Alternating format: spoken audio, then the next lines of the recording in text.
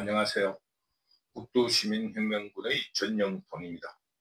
이번 강의는 김민석의 배신 그리고 내부 배신에 의한 이재명의 암살 위험, 이러한 주제를 가지고 여러분과 의견을 나누어 보도록 하겠습니다.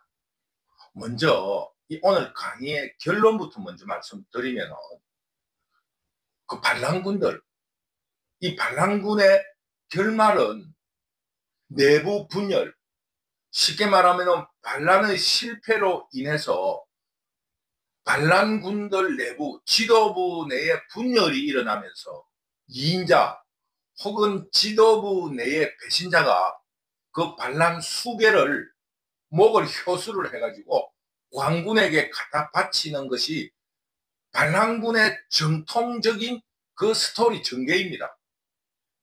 왕조시대에는 그 농민들이 국가 반란을 굉장히 많이 일으켰습니다.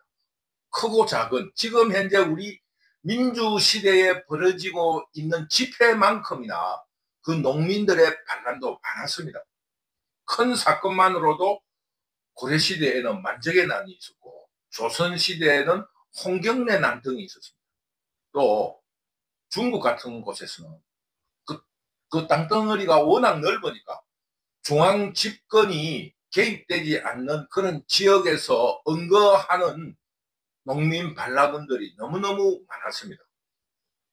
그런데 정사에서도 그렇게 기록되어 있지만 삼국지 등등에서 묘사된 반란군의 스토리는 대개 처음에는 그 중앙집권이라는 게 좀 귀찮잖아요. 세금 뜯기제, 특산물 뜯기제. 그런데다가 그 시절에는 우리도 그렇지만 군에 가야 되잖아요. 그러니까 군에 전쟁 치러 가면 거의 죽잖아요. 전쟁 취재, 성을 쌓는다 이러면은 그 노동에도 각 세대별로 한 명 아니면 두 명이 차출되어 가야 되는데, 그 시절은 산업화 시대도 아니고 농사를 지어야 되는데 한창 일하는 젊은이들을 군으로 혹은 성을 쌓는데 이런데 아니면 왕궁을 짓는데 이런 노동력으로 뺏기니까 그 가정이, 가족들의 이별도 슬프지만은 중요한 노동력을 가진 사람을 빼앗기니 그 가정이 얼마나 중앙정부에 대해서 불만이 많겠습니까? 그러니까 농민 반란이 일어나면 온 백성들이 손을 들고 환영하는 거예요. 앞으로는 세금도 안 내도 되고 그 노동에도 안 잡혀가도 된다고 이런 선전을 하니까 국민들이, 백성들이 대대적으로 지원을 하는 거예요. 그렇게 돌발적으로 일어나고 국민들이 막 대대적으로 지원을 하니까 왕이 도망을 갈 정도로 완전히 반란에 성공할 것처럼 기세 좋게 일어나는 겁니다. 그런데 중앙집권이라고 하는 것은 어쨌거나 간에 희미하지만 법이 있잖아요. 그리고 그 관료라는 놈이 어쨌거나 간에 그 뭡니까? 책도 좀 읽었고 과거도 준비하고 했고, 그러니까 그래도 심성이, 인간의 기본을 갖추려고 노력을 하는 사람들. 물론 그 속에 악취도 있겠지만 그러나 그래도 최소한이라는 게 있어요. 그런데 반란군은 법을 어기고 일으킨 놈들 아닙니까? 완전 잡놈들이니까, 이재명이 같은 잡놈이니까 인간 이해하잖아요. 남의 마누라도 빼들어 가버리고 형수에게 째분다고 욕하고 그 좀 얼굴이 반반하고 유명세가 있는 배우한테 가서는 총각이라고 속이고 검사라고 사칭하고 사회운동한다는 핑계를 대면서 사칭을 해서 돈을 뜯고 또 이런 짓을 한 거예요. 그러니까 농민들이 지나고 보니까 이 중앙집권에 뜯기는 게 덜 뜯기고 학정이 아닌, 그래도 조금 참을 수 있었는데 이놈들은 더 심하니까 그 지지를 버리고 도망을 가버리잖아요.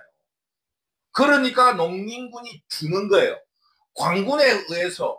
왜냐면 국민들의 지지를 받는 농민군의 그 세력은 쉽게 말하면 그 뭐라는 게 용기, 이런 사기는 광군이 당할 수가 없는 거예요. 그러니까 농민군이 파죽지세로 몰고 들어가가지고 온 나라를 삼킬 듯이 시작하는 거예요. 그래가지고 이 농민군이 몇몇 지역을 차지하게 되자 왕이 된 듯이 너무 마누라도 뺏들고 형수에게 쨘다고 하고 쉽게 말하면 배우한테 가서 총각이라 하고 이 지금 빼앗은 영토를 똑바로 해야 된다 하면서 검찰하고 사칭을 하고 그 시민의 토지를 빼들어서 특혜를 주서 팔아먹고 이런 인간 이하의 짓을 하는 거예요. 그러니까 국민들 그 지지를 하고 나서 농민들이 지지를 철회하고 도망을 가버리면 그때 농민군의 수가 급격하게 줄어들어 버리잖아요. 그러니까 실패를 하게 된 겁니다. 실패를 눈앞에 두고는 자기들 지도부들끼리는 자기 한 짓은 모르고 서로 책임을 전가하다가 2인자가 1인자를 목을 매가지고 관군에 갖다 주든지 아니면은 그 한 그 중간급 되는 지도부가 1인자, 2인자, 3인자를 다 죽여버리고 자수를 한다든지. 왜? 이왕 죽게 된 거 자기는 살아야 되겠다. 그리고 이런 그 반란에는 이 수적으로 많은 사람이 이기잖아요. 그래서 밑에 저 세 사람만 죽이면은 우리는 살 수 있다. 그러니까 내부 반란이 금방 진행되는 거예요. 이대로 가려면 다 죽는데 우리 저 세 사람 아니면 저 수계 목을 쳐가지고 지금 지명수배를 내린 그 수계를 목을 쳐서 관군에 갖다 갇히면 우리는 살 수 있다. 우리는 시킨 대로 했다고 하면서 살 수 있으니까 저놈들을 죽이자. 이런 배신행위가 일어나는 겁니다. 이왕 지금 농민들이 다 도망가 버리고 병력 수가 없는데 죽게 됐으니까 자기 살 길을 찾는 거예요. 이게 바로 반란군들의 기본 스토리입니다. 그거는 지금 현대 사회에서도 정치 후진국인 아프리카나 남미 혹은 동남아에서 일어나는 반란의 기본 스토리예요. 이게 지금 현재 우리 벌어지고 있는 내란몰이 탄핵으로 만들어지는 공산 반란 도둑대들의 지금 국가 반란 행위도 이런 스토리를 가지고 있다 이겁니다. 한국에서 지금 벌어지고 있는 반란 스토리를 우리가 대략적으로 한번 훑어보도록 합시다. 문재인 정부의 실정으로 나라가 완전히 어려워졌어요. 그리고 아무 이유 없이 화학물질을 몸에다가 5번씩 맞았어요. 코로나 백신이라면서. 지금 거기에 대해서 그 민주당이 법을 만들어 놨습니다. 백신에 대해서 지금 이거 특검을 해야 됩니다. 이 약이 무슨 약인가? 국민의 건강에 위해가 없는가? 여기에 대해서 진상규명이 아직 이루어져 있지 않습니다. 그게 무슨 약인지 몰라요. 북두시민혁명군은 조금 코미디적으로 이야기하면은 지금 결혼을 안 하고 출산율이 낮아지는 것은 그 백신하고도 연관성이 없는가 이런 의심을 하는 그런 실정입니다. 왜? 한국의 공산 좌파들의 그 악질적인 음모는 끝이 없으니까요. 그래서 우리 인구수와 북한의 인구수를 같이 만들어가지고 총선하자 하려고 했는가 이런 어처구니 없는 망상을 할 때도 있어요. 워낙 이놈들이 국민들을 속여왔기 때문입니다. 그런데 부동산도 폭등시키고 자기 아들, 딸들은 전부 다 의료 전문대학, 의학 전문대학, 로스쿨로 다 보내고 선거도 부정선거를 하고 이런 문제에 대해서 부동산 값도 폭등을 시켜가지고 자기들은 다 팔고 나가고 지금 국민들은 그 부동산이 깡통이 되어 있는 이런 실정에 대해서 검찰총장 윤석열 대통령을 뽑아서 대통령으로 만들어서 적폐청산을 하고 나라를 바르게 해달라고 그렇게 국민들이 윤석열 대통령을 뽑았어요.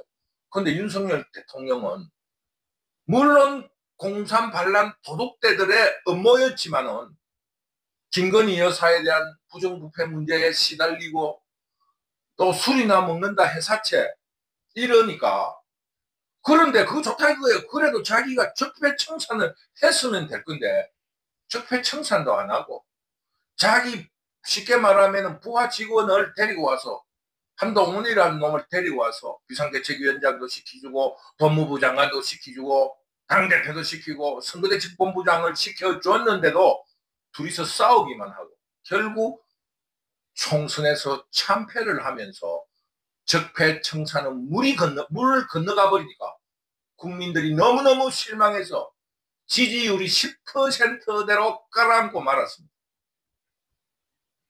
이런 입장으로서 총선에서 몰표를 준 거라고 국민들은 생각하고 있었던 거예요. 그러면서 윤석열이를 탄핵시켜야 되겠다는 공산 반란 도둑대들의 선동에 우리 국민들은 지켜보기만 하고 탄핵을 시킨다면은 우리도 지켜봐야지 하는 입장이었는데 윤석열 대통령이 죽기 살기가 됐으니까 이제 비상계엄령을 일으키면서 국민들에게 실상이나 알리고 죽자 이래가지고 비상계엄령을 선포했습니다.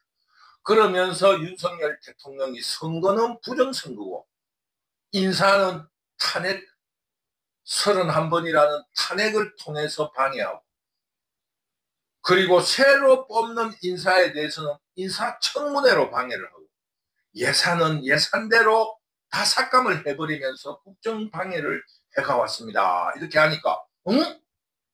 국민들이 윤석열 대통령보다 나으려니 했는데 이놈들은 완전히 도둑놈들이구나 이렇게 하면서 대통령 덕분에 개몽되었습니다 하면서 윤석열 대통령 지지로 돌아서 버린 거예요.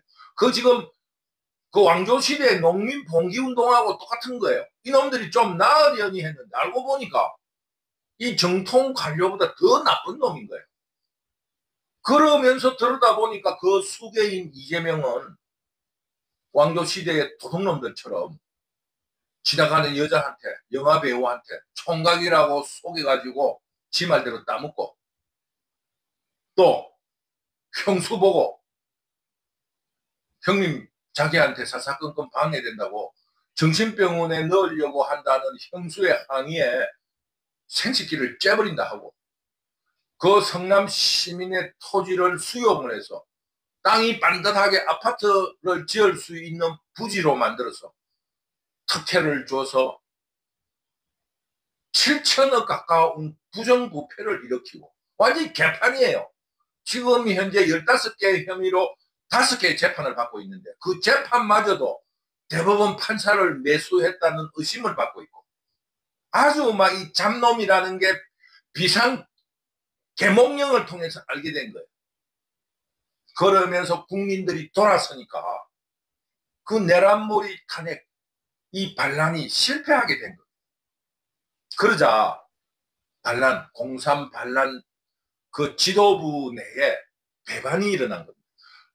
2인자인 김민석을 비롯한 지도부 내에서 살기 위해서 왕조 시대의 그 반란군처럼 1인자 수개를 암살시키든지 효수를 하려고 시도하고 있다 이겁니다. 이것이 바로 이재명이 벌인 암살소동이다. 이것을 여러분에게 말씀드리는 겁니다. 우리 시청자 여러분은 이재명이 암살소동을 벌일 때 자유우파들이 자기를 암살하려고 한다 이렇게 생각했을 때 그 잡놈이 별지랄을 다 한다고 생각을 했겠지만은 이 왕조시대 혹은 그 남미라든가 아프리카 동남아시아의 그 반란에서 실패할 때 일어나는 현상으로서 이재명이 생명을 위협을 느끼면서 핑계는 자기의 반대파 자유우파를 말하겠지만은 지금 공산 반란 도둑대 내부에 생명을 위협하는 그런 일들이 일어나고 있다고 생각을 하면은 이재명의 암살 소동은 이해할 수 있을 겁니다. 왜 그러냐? 이재명을 암살을 해버리면 지금 벌어지고 있는 내란의 실패, 반란의 실패를 전부 다 이재명으로 떠넘기고 그 이외에 일어났던 많은 일들은 미스테리로 남는 거 아니겠어요? 그러면 그 잔존 세력들이 살 수 있는 길이 있다 이겁니다. 그 농민 반란군하고 똑같은 거예요. 지금 반란 그 배반 세력은 절마만 죽이면 우리가 살 길이 있다 이렇게 선동할 수 있는 거예요. 그러면은 수적으로 많은 하부 조직을 장악하고 있는 2인자라든가 3, 4인자 실무자들이 수개보다는 더 유리한 위치에 있는 거예요. 그러니 이재명은 생명의 위협을 느끼고 있다. 북두시민혁명군은 이렇게 생각합니다. 그런데 북두시민혁명군은 왜 2인자인 김민석을 이야기하느냐? 이거는 주요한 정보에 의한 겁니다. 2인자인 김민석이 이재명과 책임론을 가지고 다투고 갈등하고 있다는 아주 중요한 제보가 있습니다. 거기에 대한 그 제보를 통해서 북두 시민혁명군이 시청자 여러분에게 설명해 드리도록 하겠습니다. 김민석이 지금 그 정치 낭인의 시간을 끝내고 이번에 22대 총선에서 국회의원으로 당선되면서 정치에 복귀를 했습니다. 그런데 이 김민석은 야심이 있는 사람이에요. 그래서 김민석은 어떤 업무를 꾸미거나 어떤 정치적인 계획을 세웠는가 하면 이재명의 지지 세력과 국회의원들을 이용해서 윤석열 대통령을 탄핵시키고 그리고 이재명을 사법 처리를 함으로써 지금 민주당 내의 수석 최고위원으로서 2인자인 자기가 탄핵된 윤석열 대통령의 보궐선거에 당선되기에 가장 유력한 후보라고 자기가 생각한 겁니다. 그래서 국회의원으로 당선되자마자 김민석은 탄핵을 통한 조기 대선을 이재명에게 건의한 겁니다.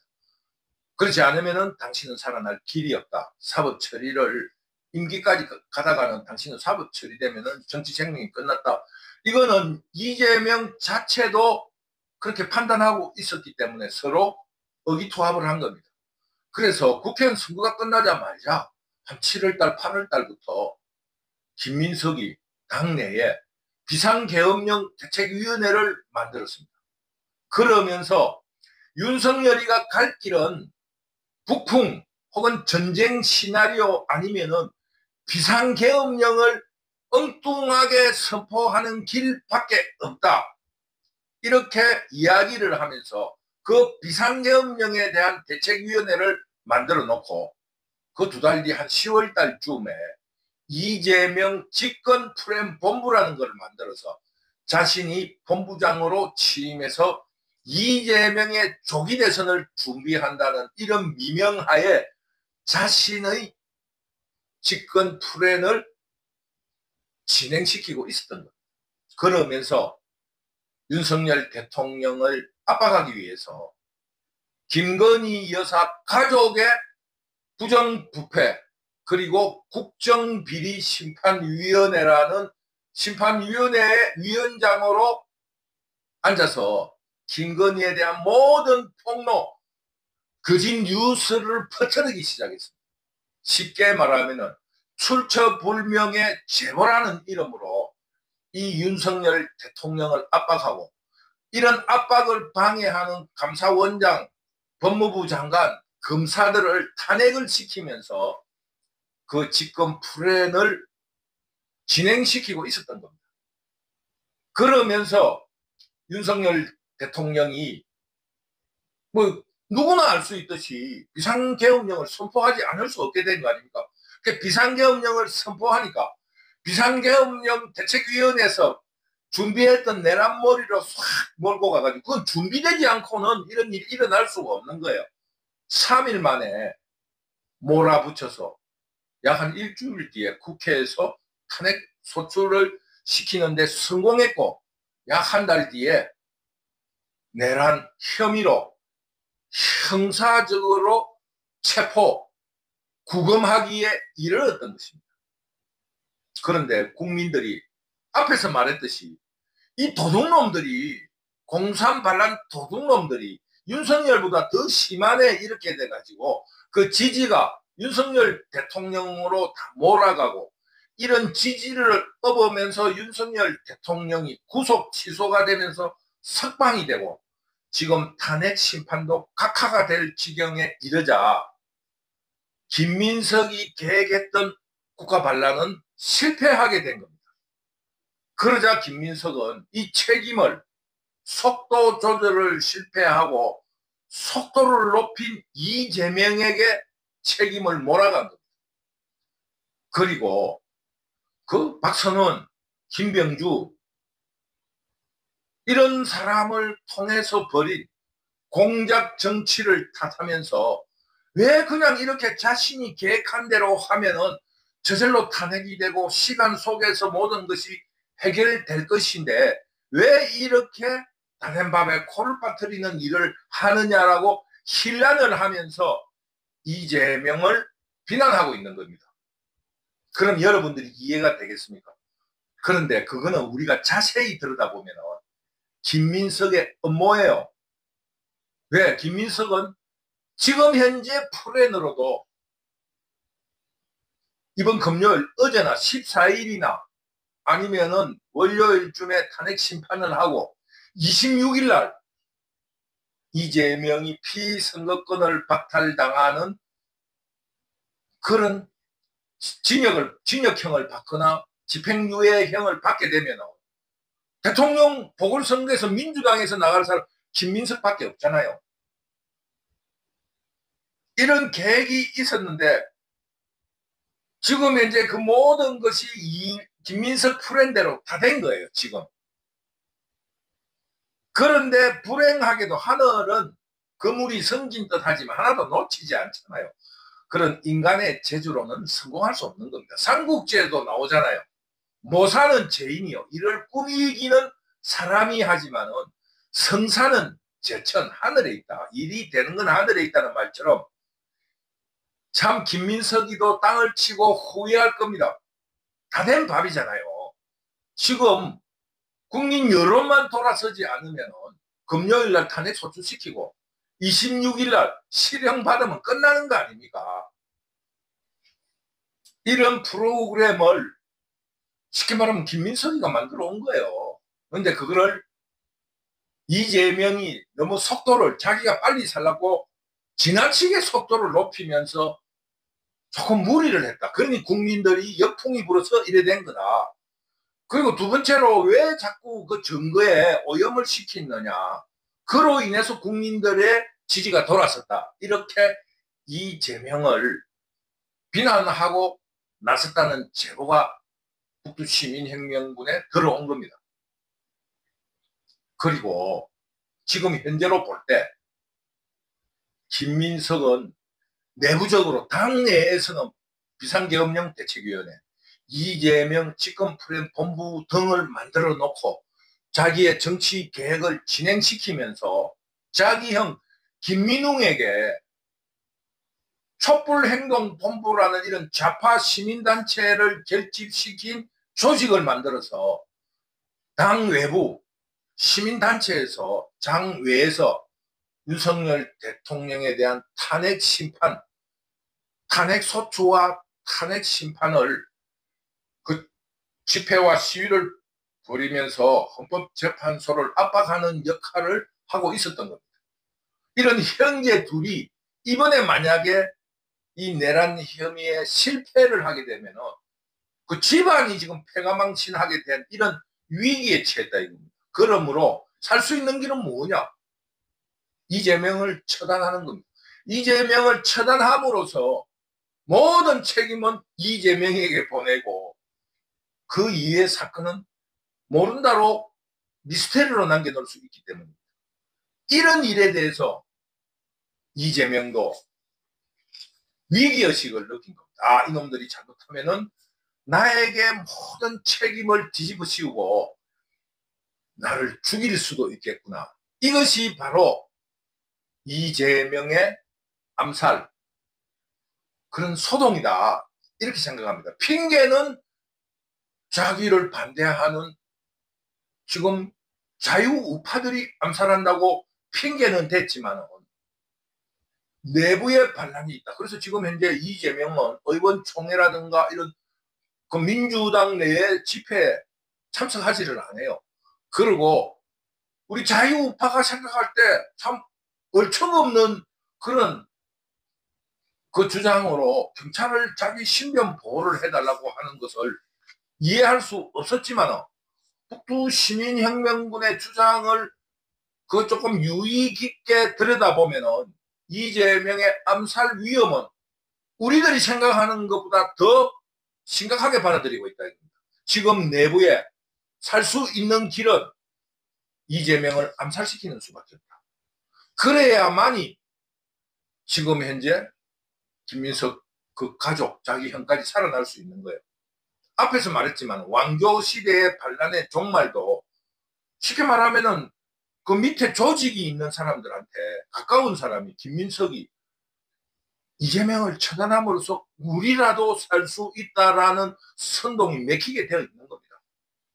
그러니 이재명은 지금 생명의 위험을 느끼고 있다. 여기에 대해서 북두시민혁명군은 동의를 하는 겁니다.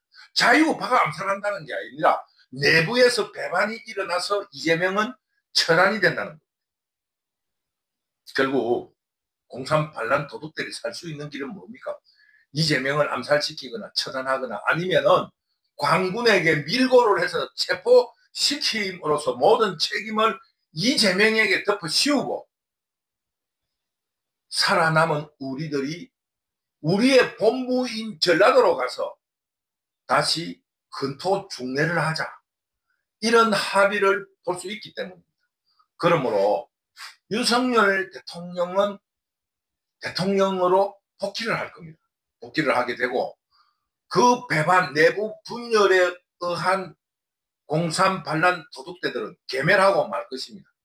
그리고 윤석열 대통령은 그 이재명을 도왔던 그 쉽게 말하면은 이재명 주변 세력들을 토벌하고 처벌을 할 거예요. 그러면서 이재명에게 전혀 협력하지 않았다는 그런 변명을 하는 잔존 세력들이 그 폐잔병으로 살아남아서 그들의 본거지였던 그 전라도로 숨어들어서 근토중래를 누리게 될 것이다. 이런 예측을 북두시민혁명군이 해보는 겁니다. 그런데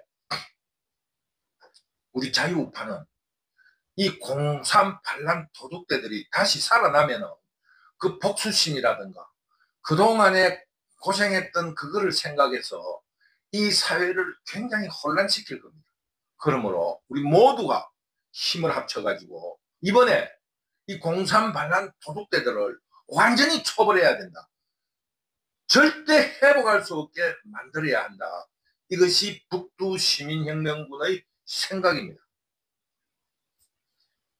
그러면서 우리 자유우파들은 이번에 일어났던 내란몰이 탄핵 사태를 벌인 공산 반란 도둑대들의 반란이 이 어떤 스토리로 전개되고 있으면서 또 어떻게 기결되어 가고 있는가 하는 것을 스토리로 바라보면서 이 관찰해 보는 것도 굉장히 재미있는 일이다.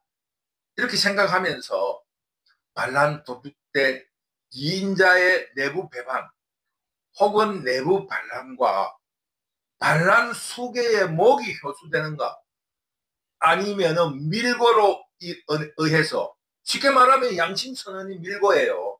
양심선언을 통해서 이재명을 체포시키는가 그러면서 그들이 어떻게 그 본거지 산적 본거지였던 그 전라도로 숨어 들어가서 어떻게 근토중매를 꿈꾸고 실천하는가를 중장기적으로 나이가 늙어가면서 이놈들이 어떻게 튀어나오는가 이런 거를 관찰해 보는 것도 한국 정치를 이해하고 또 관전하는 그런 재미가 될 것이라고 생각합니다. 오늘 북두시민혁명군의 강의를 들어보면 이재명의 암살 위협이라는 이 소동이 시청자 여러분들은 조금 이해가 되실 겁니다. 즉 내부 반란에 의한 암살이라고 생각하면은 그 반란군들의 스토리를 이렇게 영화나 소설 속으로 더듬어 보면은 아 그럴 수도 있겠구나 이런 생각을 하게 될 것입니다. 그러나 이런 그 공산 반란 도둑대들의 계획과 업무조차도 우리 자유우파들은 무시하고 절대 회복할 수 없게 만들어야 한다. 그러면서 이러기 위해서는 이번 윤석열 대통령의 탄핵 심판을 하는 헌법재판소를 완전히 압박을 해서 우리가 죽을 각오로서 투쟁을 해서 지금 국가 반란을 일으키는 공산 반란 도둑대들을 완전히 토벌할 수 있어야 한다. 그러기 위해서는 우리가 더욱 처절하게 싸워야 한다. 그리고 잔인하게 척결 해내야 한다. 그리고 이놈들이 완전히 회복할 수 없을 정도로 박살을 내야 한다. 이런 점을 여러분에게 강의해 드렸습니다. 지금 북두시민혁명군이 생각을 할 적에는 그동안에 약 40년간의 그 어떠한 번성기를 누렸던 공산 좌파는 그 영예를 끝내고 완전히 괴멸될 것이다. 이를 통해서 한국사가 성취한 경제발전, 물적인 성취와 함께 그 물밑에서 뿌리를 받고 자생하고 있던 기독교 세력, 그리고 태어났을 때부터 자유주의의 축복을 받은 2030 세대들이 정통 자유주의로 자라나고 있었다는 것이 이번에 드러난 것입니다. 그러므로 기독교 세력 그리고 2030 세대를 중심으로 한국에 뿌리내린 정통 자유주의를 바탕으로 제2의 건국이라는 생각으로 선진한국으로 나아가기 위한 국가 발전에 모두 매진할 수 있었으면 좋겠다. 이런 생각을 여러분에게 전합니다. 끝으로 다시 한번 말하지만 그러기 위해서는 그동안 자신들의 이익과 또 명예, 부귀영화를 위해서 국민들을 속이고 도둑질해왔던 공산 반란 도둑대들을 반드시 박살을 내고 박멸을 시켜야 된다 하는 것을 다시 한번 말씀드리면서 얼마 남지 않은 결론을 위해서 우리 모두 처절하게 투쟁에 나설 것을 결심했으면 좋겠습니다. 여러분, 며칠 남지 않은 마지막 투쟁에 우리 모두 피와 땀 그리고 눈물을 아끼지 말고 투쟁합시다. 북두시민혁명군 유튜브를 시청해 주셔서 감사합니다. 감사합니다.